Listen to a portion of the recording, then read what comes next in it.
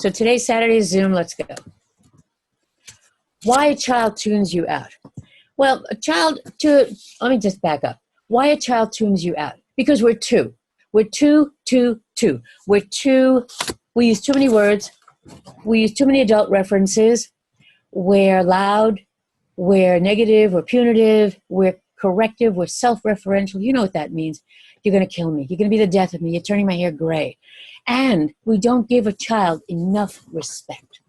So giving orders. Yeah, when we think we're talking to them, more often than not, we're talking at them. We're usually giving them orders. We're telling them what to do, how to do, when to do. Pick up your clothes, put your shoes away, brush your teeth. You know what I'm talking about. They are not taken seriously. Children do not feel that adults take them seriously. We minimize what they have done, what they have said, what they have thought, what they have felt. You can do better. Work harder and you'll do better. You don't really feel that way. You don't really hate grandma. Yeah, I hate grandma. No, you don't hate grandma. It's impossible to hate grandma. We don't take them seriously. And this is hard for an adult to do because we're the adults. We deny their feelings. How many times have you denied a child who's crying and says, I hurt myself? Said, no, you didn't hurt yourself. There's nothing there. How many times have we taken a child who says, I'm not cold. Yes, you are cold. Put your sweater on. Put your jacket on. We do not take them seriously enough. We give them such good advice. Don't we all give our children good advice? But when we're doing that, and we're all going to do it, we lose out the opportunity to let them discover what good advice they can give themselves, what good advice they could come up with. It may not be our advice, but it'll be their advice.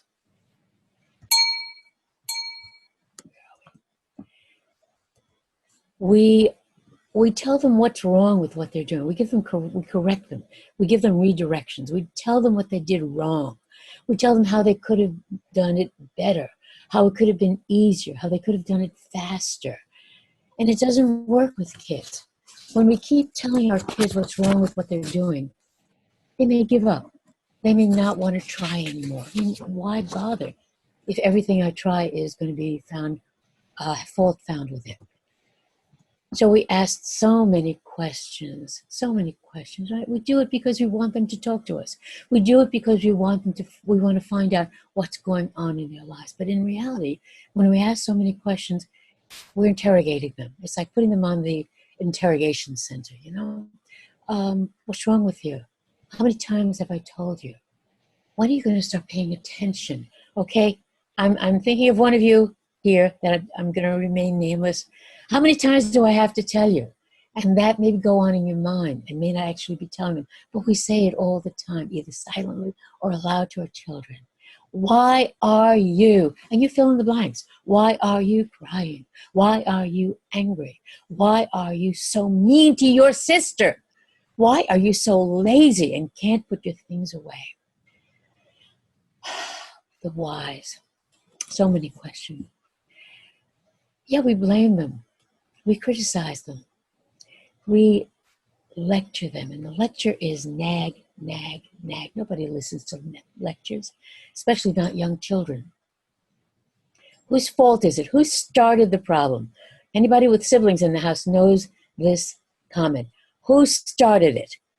Why did you start it? Why did you hit your brother? Why did you yell at your sister? You should have been paying better attention.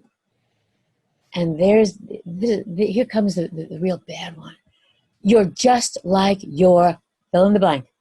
Father, mother, brother, aunt, uncle, grandpa. You're just like. And we stop seeing who our child really is. Oh my goodness. If you'd only do what you're told, if you'd only listen to me, you wouldn't be in these problems. You wouldn't have such problems, right? We say this to our kids. Wait a minute, there's one more. Being judged. We judge them. We judge them all the time without even realizing that we're judging them. Or you can judge them positively. Oh, that's so perfect. You do such a good job. You're so beautiful. You're so smart. Sounds good, right? Or we can judge them negatively. You never get it right. You never listen to me. Either way, whether it's positive comments or negative comments, it's judgment. It's them trying to live up to your expectations. It's them trying to be what you expect them to be. It's them not tuning into their own motivation, their own self-esteem. So being judged, I mean, just think about it. You're always walking on eggshells. Is this the right thing to do? Is it the wrong thing to do? Is it what I want to do? Is it what my mom wants me to do? Being judged doesn't matter whether you're being judged positively or negatively. Kids feel uncomfortable about it. Uncomfortable with being judged. So what can we do? There's a lot we can do. Choices and independence. We can talk about that. We're going to talk about feelings and recognition. We're going to talk about cooperation and attitudes. Okay, I know, I hear you. I hear those thoughts going on in your head. But I thought we were going to get them to listen. I thought that this workshop was going to help me get my kid to obey me and pay attention to me. You want your kids to listen, I know. You want your kids to obey you, I know. But we have to start at the beginning. We can't start halfway up the building. We have to pay attention to the foundation that we lay, because everything that follows will depend on it. We call this foundation social emotional learning. We can call it the foundation of building good relationships. We can call it whatever we want.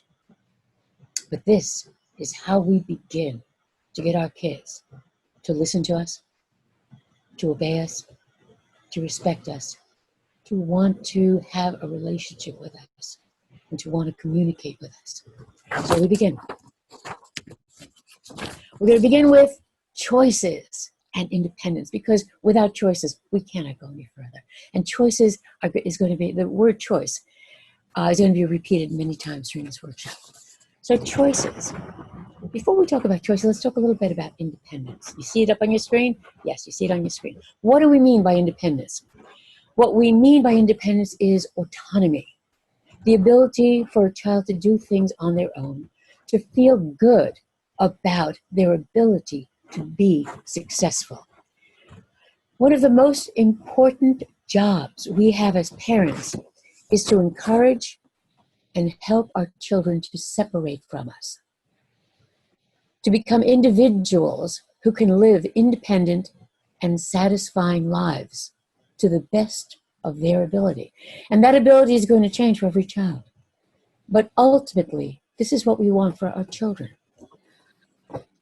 Children who grow up without encouragement to be independent individuals can harbor deep feelings of helplessness, of insecurity, of resentment, of frustration, and of anger.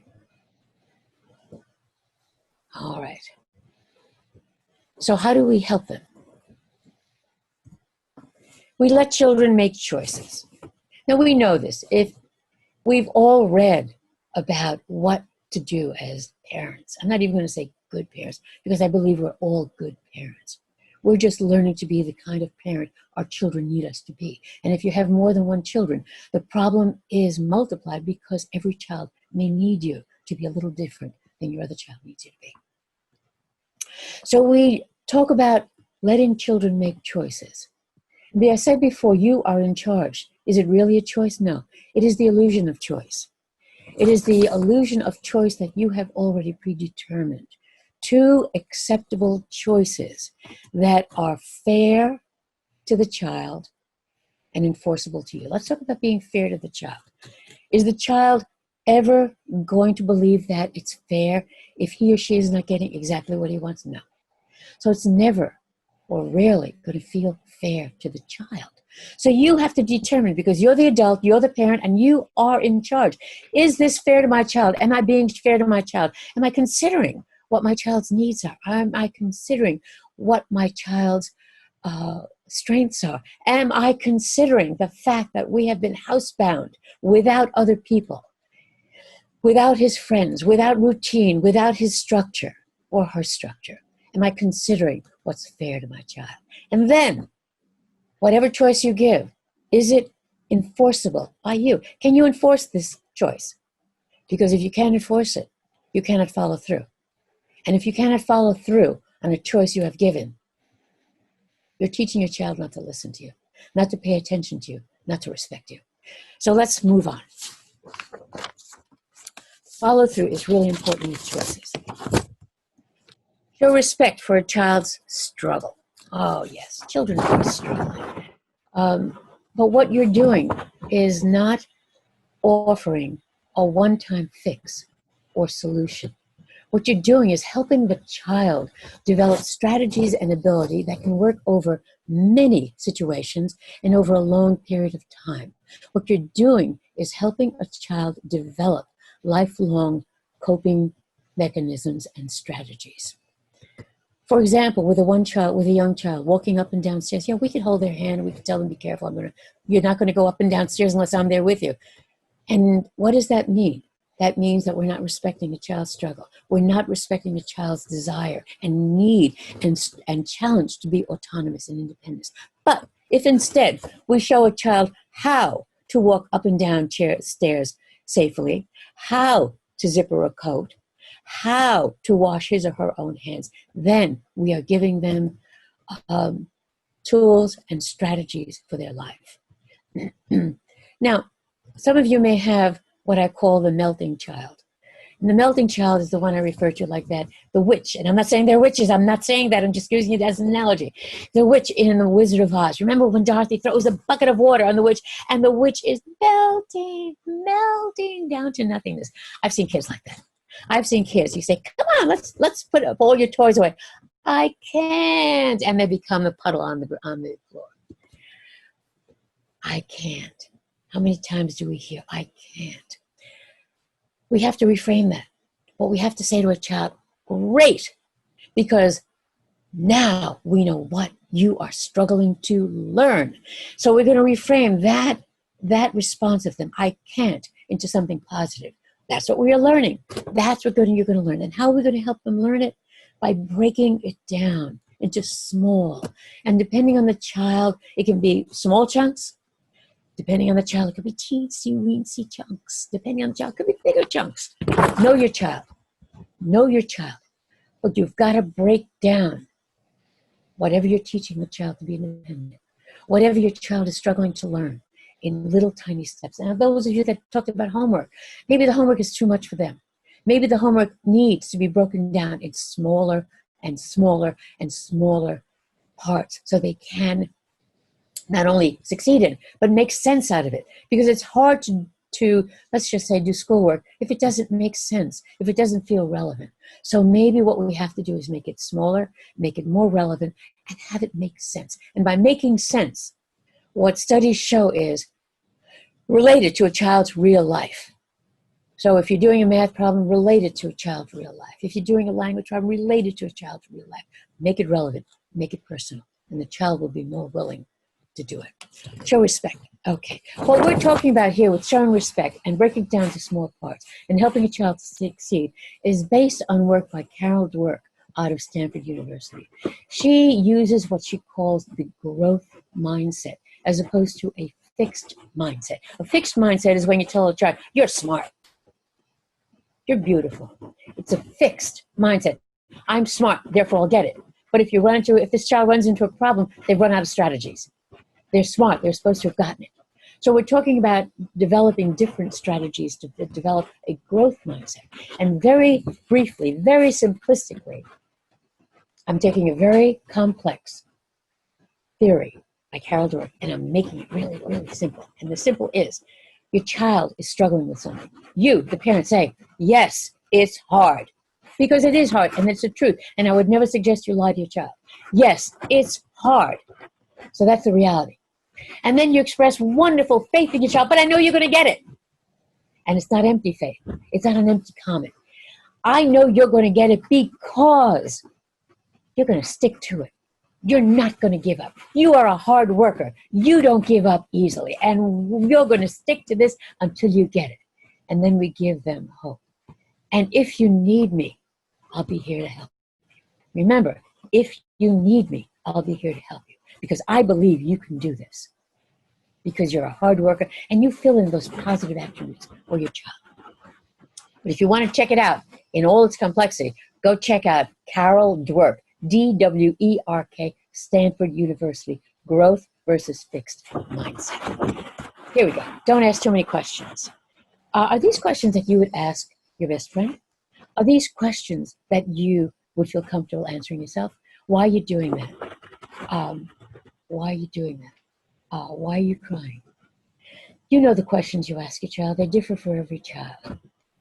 Would you be comfortable being asked yourself? Are they boring questions? Have you said the questions before? I remember with my son, I was such an ignorant young mother. I confess it now. I would ask my son every night at dinner, did you eat enough, Jonathan? Did you have enough, Jonathan? And Jonathan got so tired of hearing me. It was like he would shudder. He would shrink when he saw these words coming, because that's an interrogation. That's an intrusive interrogation. Don't ask so many questions. Don't ask the boring, irrelevant, intrusive, repetitive questions of your child. And don't rush to answer those questions. We've got some 4-year-olds out there, right? 4-year-olds never stop asking questions. They want to know the answers to everything. They never stop talking. They never stop asking questions. Well, when you get tired of answering those questions, and I get tired real quickly. I'm very patient in many respects, but with a 4-year-old asking questions, but why? But why? But why? But how come? Give them the opportunity to show you how smart they are. Ask them, so what do you think? What do you think? Children who have never been given choices will find it hard to make a choice. Children who have never been encouraged to think independently will find it difficult. So you may have to support them. So what do you think? Do you think this? Do you think that? What do you think would happen? And then you can always go with and when you've answered the question, you know the question, you've already answered it in so many ways over so many different times. Oh, you cutie pie, you know the answer. And I would use humor right there. Instead of losing your patience, instead of getting angry, I keep going over here where your pictures are, but I know you're over here. Instead of losing your patience, use a little bit of humor. And I have one of your parents already said use humor. Great, use humor. I always tell parents the most important thing you have to have with children is a sense of humor. If you don't have a sense of humor, the most important thing you can do is develop a sense of humor for your children. So use a little humor. So what do you think? What do you think? You know the answer. I know you know the answer. And I bet if I give you 2 minutes, you can come up with a better answer than I could. Why do I do that? Because I don't have to prove to any child how smart I am. What I have to do is convince a child that they are creative and they can come up with really good responses to their own questions. And sometimes you need to pause. You need to give them a little more response time. And sometimes you need to give a little support and encouragement so they can learn how to make choices, learn how to think, learn to come up with their own solutions. Next, support them just enough, no more.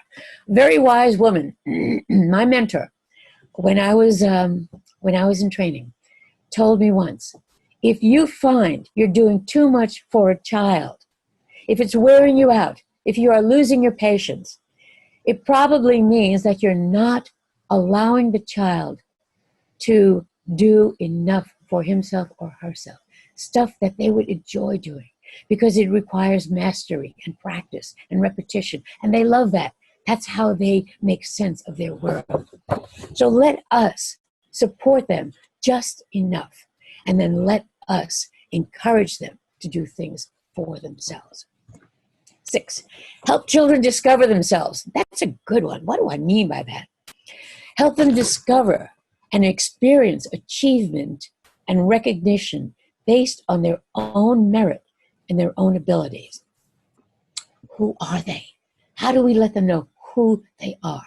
Well, I feel like an endless record, one that's on repeat, or a tape that keeps going in an endless loop. You got to know your child. You have to know who your child is, so you can tell your child, this is who you are. You are such a hard worker. You are a self-starter. You're so curious. You are so energetic. Got the kid who's running around all day? running around, the child that's running around. You are so energetic. You have so much energy. You are persistent. This is for the willful child. You are persistent. You are optimistic. You are daring, creative, original, hard worker, whatever we want to call them. Let them discover their own positive attributes by you telling them. Now, why is this important? It's important because what you tell them gets into their brain. How many of us right now, right here in this moment, can hear our parents repeating things to us, telling us who we are, that we're lazy, or that we're a hard worker, or that we're kind, or that we're mean? These words reverberate in our memories. Let's give our children the words that will serve them well, those positive attributes of who they are. Usually we end up giving them the negative attributes. Balance it. Give them a sense that they are good human beings, that they are positive human beings. Let's get those positive attributes out there. I've got to take my sip because I'm losing my voice. What's next? What's next are feelings and recognition. In general, a child that feels right, a child that feels good about himself or herself, who feels competent, respected, valued, who feels that they matter, that their feelings matter, that their thoughts matter, that their opinions matter, that their dreams matter, that their ideas matter. This child is far, far more likely to behave right. So how do we help them feel right? We respect and accept their feelings. Usually what we do is deny them. We talked about that briefly in the beginning. We deny, we minimize, we say you don't really feel that way, it's not nice to feel that way, you're not a mean kid, you don't feel mean, you're not angry, there's nothing to feel angry about. We go on and on and on. We're denying and minimizing the fears. What would happen if we respected them and accepted their feelings? If we allowed the child to behaviorally manifest what they're feeling and then give it a name. Oh, look at you. You look angry. Label it. Angry. Acknowledge it. Well, and generalize. Boy, everybody feels angry sometimes. Everybody. And then accept it. And those feelings usually go away after a while. But you're angry right now. And I can see that you're angry. Do you want to talk about it? Depending on the age of the child, depending on the maturity of the child. I think maybe, I'm talking to the young child now, listen to me. I think maybe you're angry because your sister doesn't want to share her toy with you, or with an older child, a 10-year-old or older. I think you're angry because I told you couldn't watch that show on television. So it depends. But if you have an idea of why your child is feeling, or sad, your child is crying, let's not ask them why they're crying. Let's not ask them why they're angry. Let's instead try to intuit what's going on with our child. Remember what I said before? Know your child. Now, accepting a feeling, acknowledging a feeling, does not mean we're agreeing with the feeling. We're just accepting the fact that your child feels this way right now. And it could be a feeling that you have a hard time with. I mean, a lot of parents have a hard time when their kid is angry and having a tantrum, and they feel threatened by it. I'm not saying this is going on with you, but a lot of people do. We're not agreeing with it. We're making a mental note. We're going to revisit this anger issue about my kid hating my mother. We're going to revisit some other time, and we're going to explore it. We're going to find out what's going on. But this might not be the best time. So we're starting with respecting and accepting their feelings. And yes, I know you want to get them to listen. This is how we start. This is the foundation. This is the foundation of the relationship that will enable them to respect you and respect themselves enough to listen to you. Not just now, but when they're teenagers as well. Share your own feelings appropriately. The key word here is appropriately. You don't want to tell them every single thing you're feeling. You want to help the child learn about feelings, about you, about how you're feeling, to give the child permission to have their own feelings. Remember, you're modeling always for your child. Do you ever feel angry? Yes, yes, I know. We all feel anger. And do you ever tell your child, when your child says to you, because they're so intuitive, Mommy, Daddy, Grandma, why are you angry? And you respond, I'm not angry. I feel fine. And the child is knowing that you're angry. So what's wrong with saying, yes, I'm feeling very angry today? Um, I know, but anger, we all feel angry sometimes. And I know I'll feel better. I usually feel better when I count to 10. I feel better when I have a glass of cold water. I usually feel better when I sit down and relax a little bit. Share your strategies for what you do when you feel angry. Don't deny that you're feeling angry because you're lying to your kid and your kid knows it and your kid is going to doubt you and your kid is going to test behaviorally how to make you angry to make sure that he or she's got it right. Be honest and share your feelings appropriately. Offer a chance for a child to make a choice. Again, I told you I'm going to say that word again throughout this presentation. Choices. Children need to learn how to make valid choices, and it's your job to help them learn. Give a child a chance to solve a problem. We used to just rush in, right? We rush in because we know better. We rush in to solve a child's problems, to tell them what they're doing wrong, to tell them how to make it right. How often do we give a child the respect and the time and the encouragement and maybe even the strategies to solve their own problem, to come up with their own solution, which may not be your solution, but it can be an acceptable solution for a child and for you. So let's remember this thing about dealing with feelings and recognition, giving a child a sense that you recognize him or her, that you recognize what they are going through. Give your child a chance to solve their own problems. You're not ignoring it. You're not leaving them to just flounder. You're there to support, you're there to encourage, you're there to give strategies. But don't take credit for the problem solving. Don't take credit for it. Give your child credit where it is due. Now, normally I would say, are there any questions? But if you have any questions, put them in the chat. These are not easy concepts. And I'd love to deal with them in your specific situations. I'll do that at the end. Let's do praise the process and the effort. But I always say children need praise. They need the recognition. They need to know when they've done a job well. They need to know when they have succeeded, when they have mastered something. But let's be careful. Let's be mindful of how we praise them. Let the praise be honest. Let it be personal. Let it be relevant. Let it be without comparison. It has nothing to do with the other kids. It has nothing to do with anything they've done previously.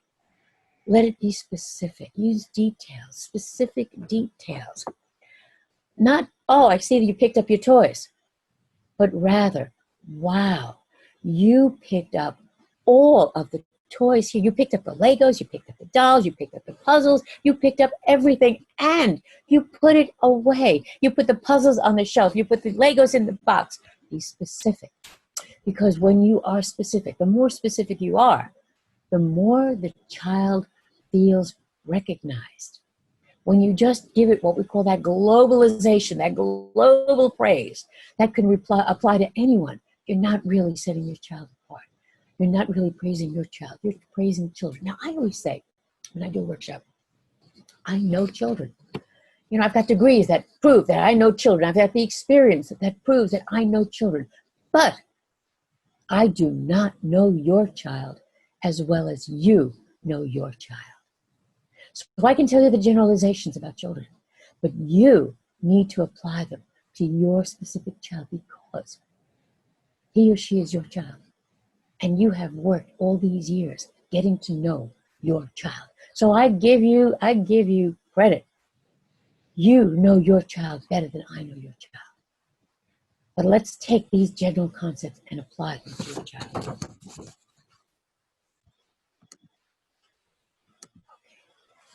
What else?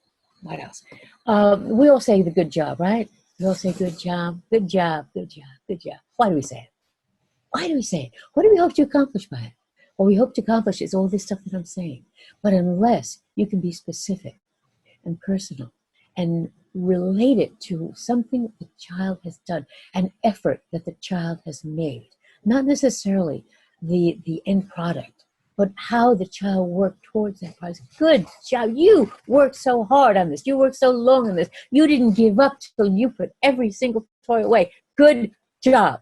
Then it's significant to a child. It means something to a child. All right, next one. Recognize the child's accomplishments more than your own. Now, I know that you say this. I know that we all say this. We say, I'm so proud of you, right? And we are. And we have to share that with our child. But let's look at, these are young children. Let's just stop for a minute and think about how the child responds to this, what this does to the child. Because what it really means is it's shifting the emphasis from what a good job they did to how your feelings are relating to what they did. So it shifts the emphasis from their achievements to your feelings about their achievements. We want to do that. We want to let our children know that we're proud of them. There's nothing wrong with that. But we need to balance it with acknowledgement of how hard they work, with acknowledgement of their own achievements, so that they can recognize their own achievement and not always look for someone on the outside to value them, for some external motivator. We want them to be self-motivated. So we want to balance how proud we are and our feelings with how they're feeling and what they have accomplished on their own. Again, we go back to what I said before about embedding that positive language. This is where we start embedding the language of self-esteem, of self-confidence, of self-reliance in a child. Okay, so what is next? Next is attitude. Okay, we're going to go fast. We're running out of time. Your attitude, ladies and gentlemen. It's not your child's attitude. We know the kids have an attitude. I can visualize the eye rolling, the feet stamping, the walking out, the attitudes that they give you. We're not talking about their attitude. We're talking about your attitude. Because your attitude can be more important than the words you say. Your attitude, because a child is reading those nonverbal signals you're giving them. Your child is reading how you're communicating. Your attitude, if it's given without compassion, without sincerity, it can sound phony. It can sound manipulative. It can sound insincere. And that leads a child to ignore you. So think about your attitude. Now, the next one I'm going to go up, I wish it would come up real slow. Because what I'm saying is we have to allow a child's words to touch our hearts. Usually a child's words touch our minds. We think about them. It's more difficult to allow a child's words to touch our hearts so that we can empathize with how a child is feeling or thinking or what a child is experiencing.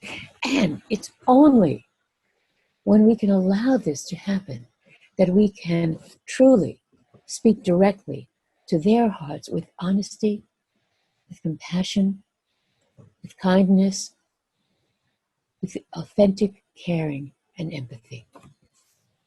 And this little thing, the way you respond to your child's words, can have the greatest impact on how your child responds to your words. Why won't they cooperate? Oh, there's a long list here. I'm just going to go through the list quickly. Blaming them. So who started the argument? Whose fault is it? You didn't pay attention. If you'd only listened more. Labeling, you're just being so stubborn. You're just being so willful. You're just being so shy. Okay, that's all labeling. We're giving threats. You know the threat I'm talking about. I'm never taking you to the store again. You know it's not true. I'm never taking you to the park. We're never having a play date. We threaten children. We order children. We lecture children. This is not conducive to their cooperating with us. We make it all about you with self-referential. You're driving me crazy. See these gray hairs? They're yours. You put them there. We say things we don't really mean. We talk out of our emotions. We talk out of our unrestricted, uncensored feelings. We make comparison. Why are you doing that? Why aren't you listening to me? Your sister always listened. We use sarcasm. Well, my friends, sarcasm works for adults, maybe, but it's hurtful for children. They don't really get it. And when they seem to get it, they're not getting it. They're hurt by it. And they've developed ways of letting you think that they have gotten it. So, what else? A different approach. A different approach. I missed something. So we're going to do a different approach. I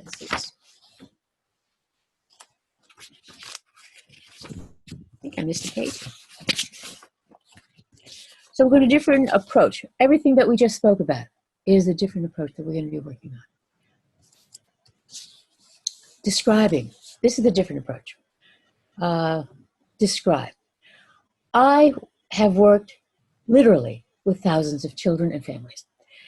And I very rarely, if ever, tell a child what to do. What I do is I describe the situation. Hey guys, look at the rug. It's filled with your toys. You got puzzles here, you got books here, and you have your Legos over here. I describe what I see. I give information. You know, the Legos go, this box over here is where the Legos go, and this shelf over here is where the puzzles go. And depending on the child, and I know what the child can do, I said, you guys know that. You are teasing me because I know you know the humor. I'm using the little word. You guys know that. You can do that. You don't need any help. Limit your words. This is where we nag. This is where we say things like, if you don't pick up your toys within the next 5 minutes, I'm not letting you watch any television. You're not having any screen time. You know better than to leave all your toys. Blah, blah, blah, blah, blah. The kids stopped listening to you. Do you understand that? The kids stopped hearing you. So limit your words. Let your words matter. Let them be important. Maybe just one word. Guys, toys, a mess. You know what to do. And move away. Sometimes with children, it's key to leave the situation and leave them on their own, or else they're going to misbehave because of you, because of your attention. So limit your word. Practice that. Talk about your feelings. You know, guys, when I see all these toys all over the place, it makes me feel angry. It makes me feel upset. It makes me feel that you guys just don't care. Those are my feelings. Those are appropriate sharings of my feelings with my kids. There's a little guilt thrown in there. I'm not going to talk about the little guilt that's thrown in there with them.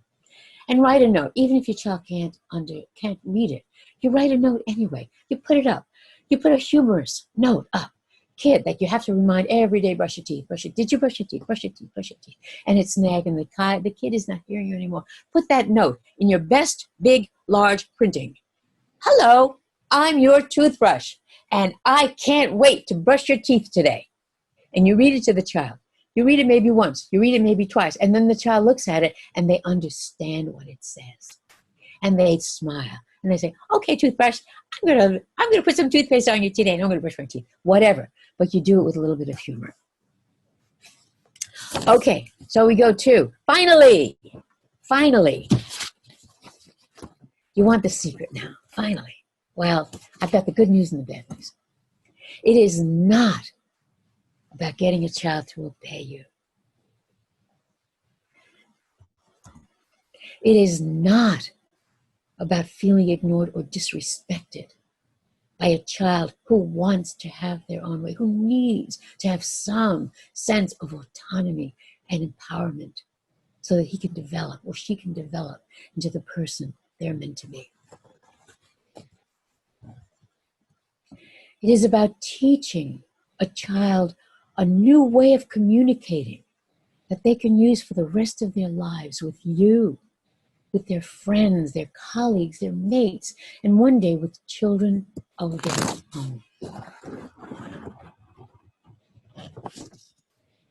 It starts with you.